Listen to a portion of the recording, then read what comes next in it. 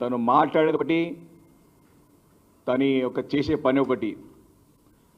తని మాట వేరు ఉంటుంది, చేసే పని వేరు ఉంటుంది. దానికి దీనికి పొంతన ఉండదు. తని మాట అంతా కూడా అంటే పచ్చి అబద్ధాలు ఆడే అబద్ధాల పునాదులపైనే ఈ ప్రభుత్వాన్ని ఏర్పాటు చేసుకున్నాడు.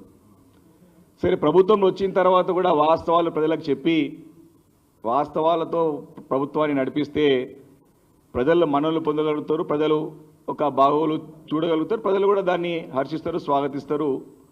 వారు కూడా మరి రాష్ట్రంలో చక్కటి పరిపాలన సాగుతుంది కదని చెప్పి సంతోషిస్తారు.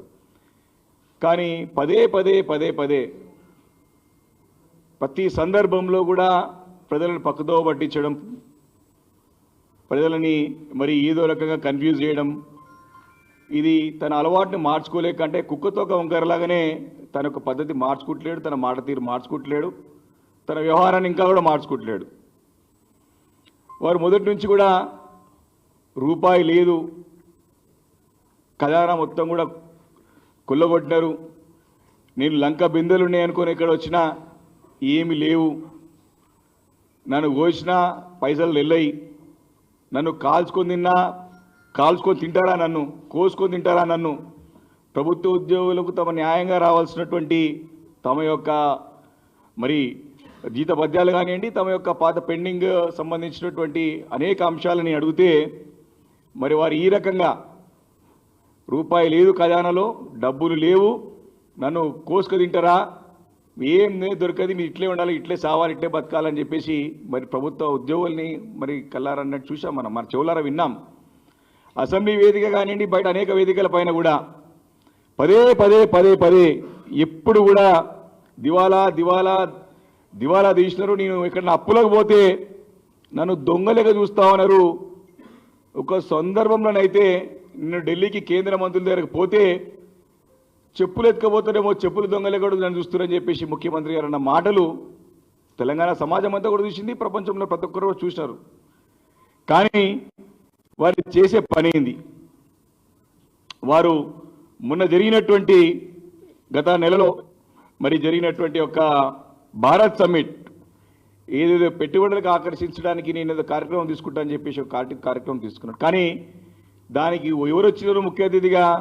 రాహుల్ గాంధీ గారు, ఖర్గే గారు.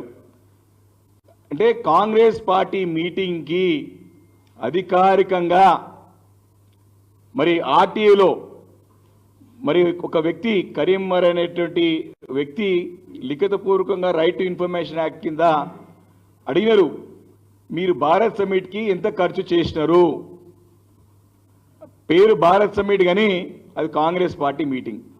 తమ కాంగ్రెస్ పార్టీ మీటింగ్కి సుమారు 29.45 కోట్లు, అంటే దగ్గర దగ్గర అప్రాక్సిమేట్లీ 30 crores అప్రాక్సిమేట్గా ఓన్లీ అతిథుల యొక్క ఖర్చుల కోసం అని చెప్పేసి మరి లిఖితపూర్వకంగా మరి ఒక వివరణ అధికార యంత్రాంగం నుంచి మరి తెలంగాణ ట్రేడ్ ప్రమోషన్ కార్పొరేషన్ నుంచి ఇవ్వడం జరిగింది. అది కూడా అరకొర సమాచారమే, మొత్తం సమాచారం ఇవ్వకుండా దాచిపెట్టినారు.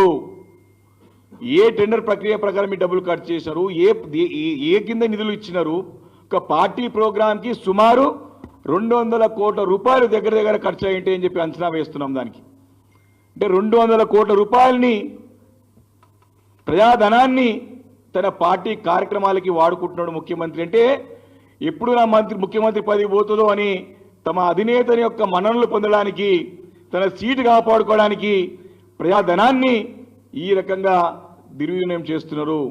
ఎవరు అడగటోళ్ళు లేడనుకుంటున్నాడా రేవంత్ రెడ్డి గారు? ఎవరు నేను చూస్తలేదనుకుంటున్నారా ముఖ్యమంత్రి గారు రేవంత్ రెడ్డి గారు? నేను ప్రశ్నిస్తా ఉన్నాం. దీనికి మీరు సమాధానం చెప్పాలి. మీ పార్టీ ప్రోగ్రాంకి ఇంత పెద్ద ఎత్తున డబ్బులు ఏ రకంగా ఖర్చు చేస్తున్నారు మీరు? మీకు ఎవరు ఇచ్చిన హక్కుని? మీరు బాధ్యత గల పదవిలో ఉండి మరి ఇలా ప్రజాధనాన్ని దుర్వినియోగం చేయడమే కాకుండా మీ పార్టీ అవసరాలకి ఎలా వాడుతున్నారని చెప్పేసి మీరు తెలంగాణ సమాజం అంతా ప్రశ్నిస్తూ ఉంది. దీనికి సమాధానం చెప్పాలి గవర్నమెంట్ అని చెప్పేసి నేను సందర్భంగా డిమాండ్ చేస్తూ ఉన్నాను. ఇదే కాదు, కంచే గచ్చిబౌలి భూములు తాకట్టు పెట్టి 10,000 కోట్ల రూపాయలు తీసుకోవడానికి 170 కోట్ల రూపాయలు లంచాలు ఇచ్చి తెచ్చినామని చెప్పేసి అధికారికంగా కూడా జియో కాపీ రిలీజ్ చేయడం జరిగింది. కిక్ బ్యాక్స్ 170 crores 170 కోట్ల రూపాయలని కిక్ బ్యాక్స్ కింద ఇచ్చేసి మరి ఆ రోజు 10,000 కోట్లు భూములను తీసుకొచ్చి అంతా కూడా కోర్టుకు వెళ్ళి కూడా ఏం జరిగిందో కళ్ళారా చూశాం. ఈ రకంగా ఈ హక్కు ఎవరిచ్చిరు నీకు? 170 కోట్ల రూపాయల ప్రజాధనాన్ని వృధా చేయడానికి నీకు ఎవరి అధికారాన్ని ఇచ్చారు? కేసు అంటే ఇది ప్యూర్లీ అవినీతి నిరోధక ఒక యాంటీ కరప్షన్ సంబంధించినటువంటి సెక్షన్కి ఖచ్చితంగా ఈ సెక్షన్ అట్రాక్ట్ అవుతుంది. బీఆర్ఎస్ పార్టీ డిమాండ్ చేస్తామని దమ్ముంటే రేవంత్ రెడ్డి గారు ఫార్ములా ఈ కార్ రేస్ మీద కాదు కేసీబీ కేసు కావాల్సింది నీ ప్రభుత్వం మీద కావాలి. 170 కోట్లు ఎవరయ్యా జాగిరని మీరు లంచం కింద ఇచ్చినారు సమానం చెప్పాలి, విచారణ దీని మీద వేయాలి. అరే అంత పెద్ద ఎత్తున ఫార్ములా ఈ కార్ రేస్ మనం ఏర్పాటు చేస్తే హైదరాబాద్ నగరం ఒక ఖ్యాతి ప్రపంచవ్యాప్తంగా అందరూ కూడా పెంచి తర్వాత అందరు చూసి ఆకర్షితులై దాదాపు 700 కోట్ల రూపాయలు పెట్టుబడులు రాష్ట్రానికి వచ్చినాయని చెప్పి నిల్సన్ సర్వే చాలా క్లియర్గా స్పష్టం చేసింది, నివేదికనిచ్చింది. అరే అలాంటి ఒక చక్కటి ఒక ఫార్ములా ఈ కార్ రేస్ని నెక్స్ట్ కంటిన్యూ చేయకపోగా మా మీద కేసు ఏసీబీ కేసు పెట్టినాం మా నాయకుడి పైన కేటీఆర్ గారి పైన ఎలాంటి ఆధారాలు లేకుండా డబ్బులు ఉండంగా 40 కోట్లు 50 కోట్లు ఉన్నాయని చెప్తున్న సంస్థ చెప్తా ఉంటే కూడా మళ్ళీ ఏసీబీ కేసు పెట్టి పోలీస్ స్టేషన్ల చుట్టూ జనవరిలో పిలిస్తే మళ్ళీ మొన్న పిలిచినారు కేసుకి. అంటే కేవలము రాజకీయ దురుద్దేశంతోనే ఈ కేసు తప్ప నిజంగా దీనిలో పసలేని కేసు, అది పనికిరాని కేసు, కేవలం కక్షపూరితంగా పెట్టిన కేసు తప్ప ఇంకోటి కాదు. నిజంగా కూడా ఏసీబీ కేసు పెడితే నీ మీద ఇప్పుడు ఏ రకంగానైతే ఈ 40 కోట్ల రూపాయలు ఏ రకంగా అధికారికంగా వచ్చింది, ఇంకా నీకు 140 కోట్లు 150 కోట్ల ఖర్చుకు లెక్క తేలాలి. 200 కోట్లు మొన్న మీ రాహుల్ గాంధీ మీటింగ్కి ఖర్చు పెట్టింది. అదేవిధంగా నీ 170 కోట్ల రూపాయలు, అదేవిధంగా 170 కోట్ల రూపాయలు కిక్ బ్యాక్స్ ఇచ్చేసి లంచం తీసుకొచ్చినారు, లోన్ తీసుకొచ్చినారు 10,000 కోట్ల రూపాయలు. దానిపైన కూడా విచారణ జరపాలి, దానిపైన కేసు పెట్టాలి, ఏసీబీ కేసు పెట్టాలి. అంతేకాదు అందాల పోటీలతోని పెట్టుబడులు వస్తాయి ఏదో చెప్పేసి కథాకారకని చెప్పి 100 కోట్లు ఖర్చు చేశారు ఆ ప్రచారానికి, పనికి రాని ప్రచారం చేసినంతా కూడా. తీరం ఉన్న లెక్క చూస్తూ ఉంటే ₹1,00,000 ప్లేటు బంగారం తింటారా, తులం బంగారం తింటారా? తులం బంగారం ఈరోజు ₹1,00,000 అయింది. మహిళలకు ఇస్తారా బంగారం ఎటుపోయింది కానీ ₹1,00,000 ప్లేట్కి ఖర్చు చేసి 100 కోట్ల రూపాయలు మరి అంతా కూడా బూడిదలో పోసినట్టే. దాంతోనేమో అంతో పేరు వచ్చిందేమో అనుకుంటే ఉన్న పేరు పోయింది, సిగ్గు తీసినారు, తెలంగాణ ఇజ్జత్ తీసినారు. ఈ అందాల పోటీలు పెట్టి ప్రపంచవ్యాప్తంగా హైదరాబాద్ నగరానికి ఉన్న మంచి ఇమేజ్ని పాడు చేసినటువంటి దుర్మార్గులు ఈ ప్రభుత్వం, ఈ ప్రభుత్వ నాయకులు, ముఖ్యమంత్రి గారు. ఇంత దౌర్జన్యం దిగజారుడు పనులన్నీ కూడా మీ పైన కేసు పెట్టాలి లెక్క ప్రకారం చూసినట్టయితే. ఇంత దారుణంగా దిగజారుడు రాజకీయాలు కని విని ఎరగని రీతిలో ఈరోజు తెలంగాణ రాష్ట్రంలో జరుగుతూ ఉన్నాయి. కాబట్టి ఇంత ప్రజాధనాన్ని దుర్వినియోగం చేస్తూ ఉంటే చూస్తూ ఊరుకునే ప్రసక్తే లేదు. నేను ఎవడు అడగటోలేదు అనుకుంటున్నావు కానీ తప్పకుండా ప్రతి పైసాకి లెక్క చెప్పాలి, చెప్పి తీరాలి. ఈ ప్రజాధనాన్ని మీకు రైతులకు ఇస్తానికి డబ్బులు ఉండవు, మహిళలకు ఇస్తానికి డబ్బులు ఉండవు, ఉద్యోగులు ఇస్తానికి డబ్బులు ఉండవు. కానీ నీ పార్టీ మీటింగ్ పెట్టుకోవడానికి 200 కోట్లు వస్తాయి, లంచాలు ఇవ్వడానికి 170 కోట్లు వస్తాయి, అందాల పోటీలు పెట్టడానికి 100 కోట్లు వస్తాయి. ఈ రకంగా చెప్పేది ఒకటి చేసేది ఒకటి. నేనేమో బిచ్చగా అన్నట్టు ఒక దిక్కు ₹1,00,000 ప్లేట్ పెట్టి అన్నం తినిపిస్తా అంటాడు. బంగారం తింటారా ₹1,00,000? ఎవరు దీనికి జవాబు చెప్పాలి. ప్రభుత్వాన్ని డిమాండ్ చేస్తా ఉన్నాం ఈరోజు బీఆర్ఎస్ పార్టీ తరఫున. ప్రజలకు మీరు సమానం చెప్పాలి. ఎట్లా మీరు 170 కోట్ల రూపాయలు లంచాల కింద ఇచ్చినారు, ఎట్లా మీరు రాహుల్ గాంధీ మీటింగ్కి 200 కోట్లు ఖర్చు పెట్టారు, ఎట్లా ఈ యొక్క అందాల పోటీలకు 100 కోట్లు లెక్క లేకుండా విచ్చలవిడిగా ఖర్చు పెట్టారు. సంక్షేమ పథకాలు ఏమంటే పైసలు లేవంటాడు. ఈ రకంగా దిగజార రాజకీయం చేస్తూ ఉన్నాడు, దుబారా ఖర్చు చేస్తూ ఉన్నారు. తప్పకుండా దీనిపైన అన్ని కూడా రేపు రాబోయే రోజుల్లో పెద్ద ఏ వేదిక పైన సరే లెక్క చెప్పాక మేము నిలదీస్తాక ఊరికే ప్రసక్తే లేదని చెప్పి సందర్భంగా నేను మనవి చేస్తా ఉన్నాను. తెలంగాణ తల్లి విగ్రహాలు బ్రహ్మాండంగా తెలంగాణ తల్లి మార్చొద్దు, అది తెలంగాణ ఆత్మ ఉద్యమ పోరాటం నుంచి పుట్టినటువంటి తల్లి తెలంగాణ తల్లి. తెలంగాణ తల్లి సాక్షిగా ఎంతో మంది త్యాగాలు చేసి తల్లి సాక్షిగా తెలంగాణ సాధించుకున్నాం.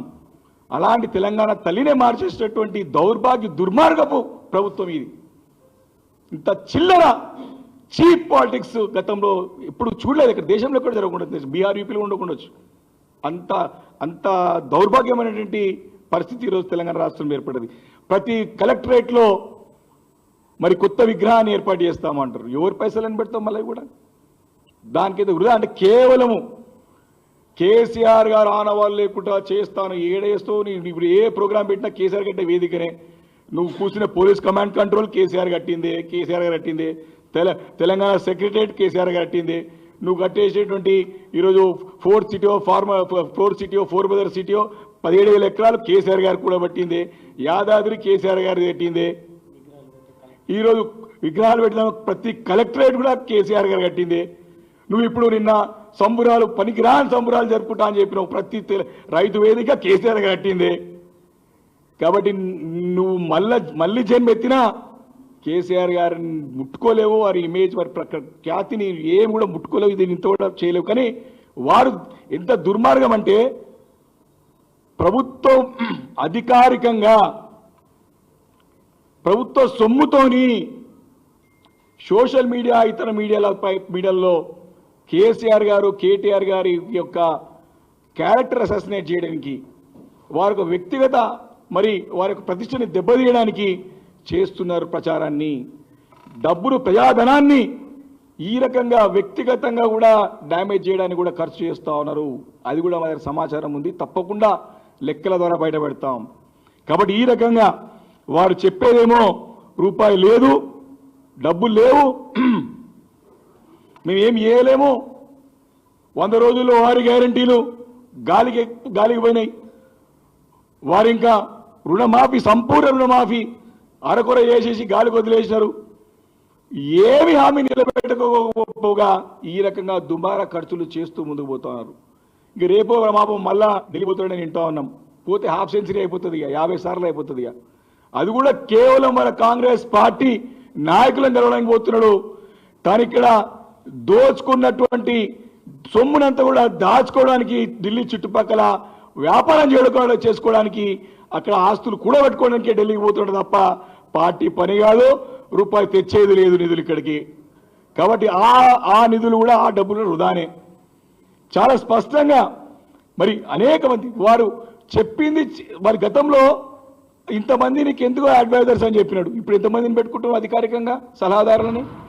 కాబట్టి ప్రతి విషయంలో కూడా తను చెప్పేది ఒకటి, చేసేది ఒకటి.